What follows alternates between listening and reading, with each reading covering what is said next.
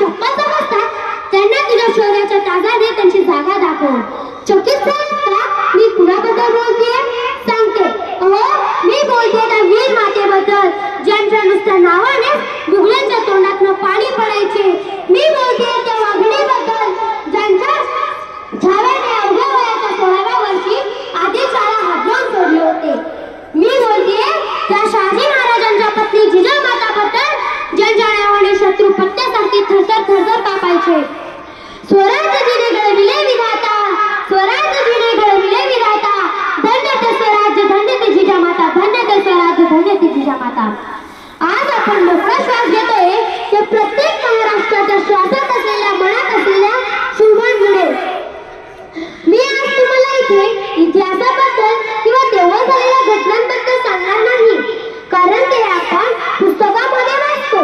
पण मला जो इथे विषय मांडायचा आहे तो कोणत्याच पाठ्यक्रमात असेल. पण मी इथे बोलू इच्छिते जिजाऊंचे संस्कार आणि आजचा बदललेला काळ. जिजाऊंनी शिवबाला जनतेसाठी लढायला शिकवले. जिजाऊंनी शिवबाला जनतेसाठी लढायला शिकवले. पण आज आपण स्वार्थासाठी जनतेचा खून पाहायला मागे पुढे पाहत नाही. जिजाऊंनी मुघलांपासून स्त्रियांचे रक्षण केले आणि आज आपण आपल्या माता भगिनींचे अब्रूचे भक्षण करण्यास निघाला. या चूक फक्त या नराधमांची नाही तर चूक अजून कोणाची? संकट आल्यावर या वीर मातेने व तिच्या सुनांनी तलवारीच्या धारीने शत्रूला जमिनीवर पाडले होते. आणि आज आपल्याला नुसते कोणी छेडले जरी तरी आपण बिगी सारखे रडत सुटतो.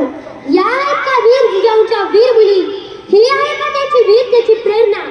माफ करा जरा मी जास्तच बोलले, पण आज जे मोठ्या मोठ्या शहरात होत आहे ते पुढे होऊ नये असे मला मनापासून वाटते आणि मी इथे बोलावेसे वाटते.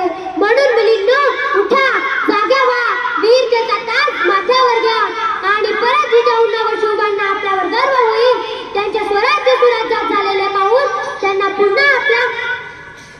पुन्हा जन्म द्यावासा वाटेल असा स्वर्ग जमिनीवर निर्माण करा.